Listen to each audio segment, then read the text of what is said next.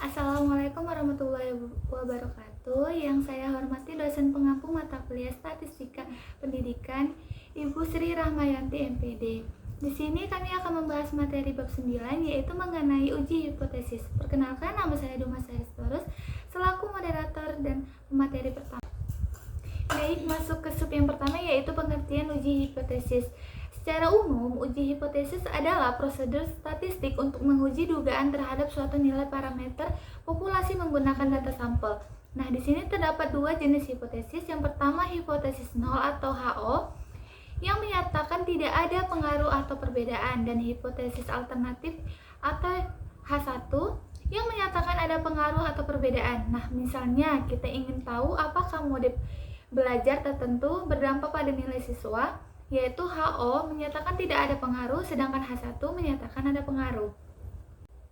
Nah, yang kedua itu ada fungsi uji hipotesis dalam pendidikan. Nah, uji hipotesis memiliki peran penting dalam bidang pendidikan.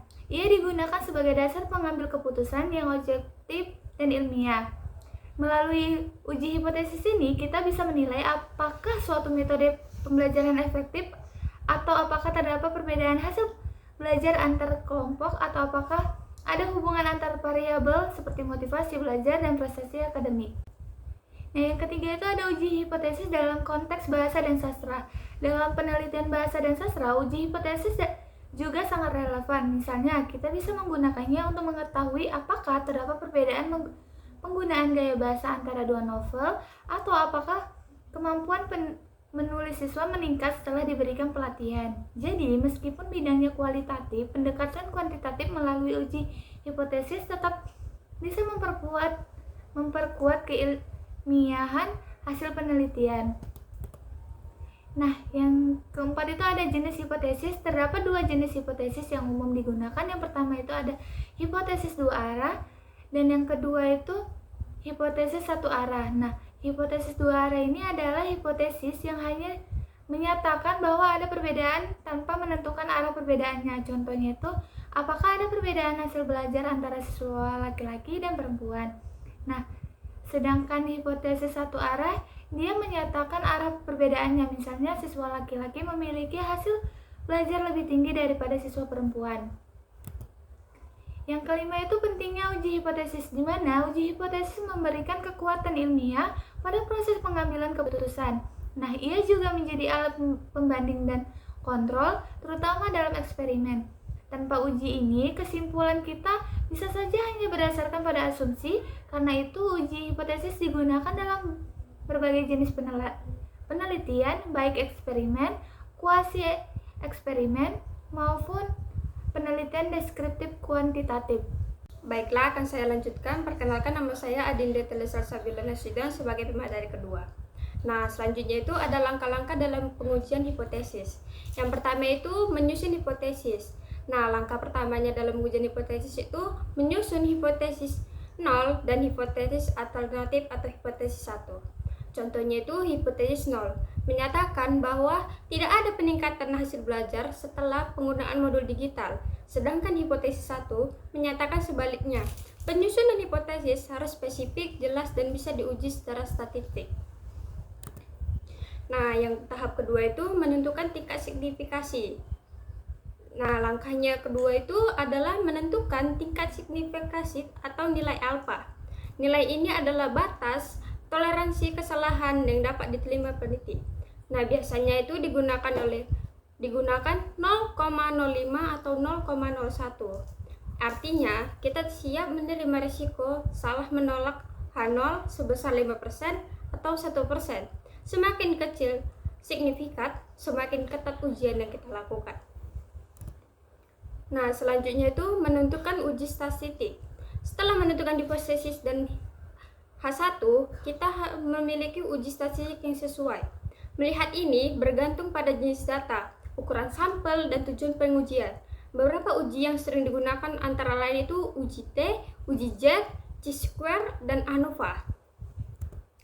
Nah, selanjutnya itu tahap 4 dan tahap 5, yaitu menghitung dan mengembalikan keputusan.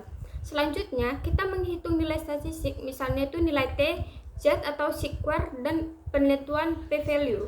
Kemudian, kita membandingkan p-value tersebut dengan nilai A. Jika P lebih kecil atau sama dengan A, kita tolak H0. Jika P lebih besar dari A, maka kita tidak menolak H0. Dari sini kita dapat memulai menafsirkan hasilnya. Nah, selanjutnya itu menafsirkan hasil, yaitu di mana langkah terakhir adalah menghasilkan hasil. Hasil yang diperoleh tidak cukup hanya mengatakan signifikan atau tidak signifikan. Penelitian harus menghubungkan hasil statistik dan dengan konteks penelitian. Contohnya itu interpretasi, yang dapat perbedaan signifikasi antara skor siswa sebelumnya dengan yang sesudah menggunakan video pembelajaran. Saya Kania Ramadhani sebagai pemateri ketiga. Selanjutnya itu adalah perbedaan uji T dan uji Z. Sekarang kita masuk ke jenis-jenis uji statistik. Nah, pertama, perbedaan antara uji T dan uji Z. Uji T itu digunakan ketika sampel kecil dan varian populasi tidak diketahui. Sedangkan uji Z digunakan untuk sampel besar dan jika varian populasi diketahui. Nah, keduanya ini digunakan untuk membandingkan rata-rata, namun syarat penggunaannya berbeda.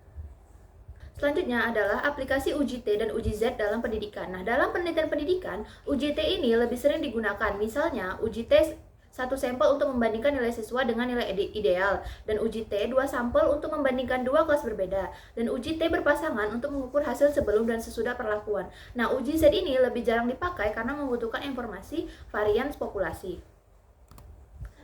Selanjutnya ada uji chi-square dan ANOVA. Nah, di uji chi-square dan ANOVA ini, chi-square ini biasanya digunakan untuk data kategorik seperti hubungan antara jenis kelamin dan pemilihan genre bacaan. Nah, sedangkan ANOVA digunakan untuk membandingkan lebih dari dua kelompok. Contohnya, membandingkan nilai antara tiga kelas berbeda, di mana hasilnya akan menunjukkan apakah adanya perbedaan yang signifikan. Uji selanjutnya yaitu adalah contoh studi kasus aplikasi uji hipotesis. Nah, untuk memperjelas, kita ambil sebuah studi kasus yang berjudul apakah metode pembelajaran interaktif berpengaruh terhadap skor menulis siswa. Nah, hasilnya adalah HO sama dengan tidak ada pengaruh, H1 ada pengaruh. Nah, dapat kita gunakan uji T 2 sampel. Jika hasil p-value 0,012 dan A adalah 0,05, maka P lebih kecil dari A bertolak belakang dengan HO. Artinya, metode interaktif efektif meningkatkan kemampuan menulis. Implikasi dan pertimbangan praktis. Nah, dari semua proses tadi, kita bisa simpulkan bahwa uji hipotesis bukan hanya tentang angka, tetapi juga berdampak praktis. Nah, guru bisa menggunakan hasil uji untuk menyempurnakan metode mengajar, namun penting juga untuk memastikan bahwa data tersebut valid. Uji statistik sesuai asumsi dan interpretasi dilakukan secara hati-hati dan tidak berlebihan. Baik, sekian hasil pemaparan materi dari kelompok kami.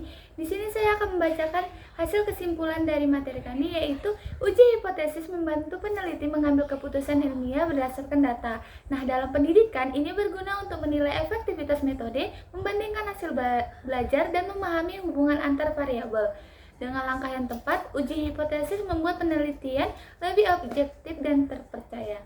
Baik, sekian para materi dari kami. Apabila ada kata-kata kami yang salah, kami mohon maaf. Kami akhiri, wabillahi taufiq wal hidayah. Wassalamualaikum warahmatullahi wabarakatuh.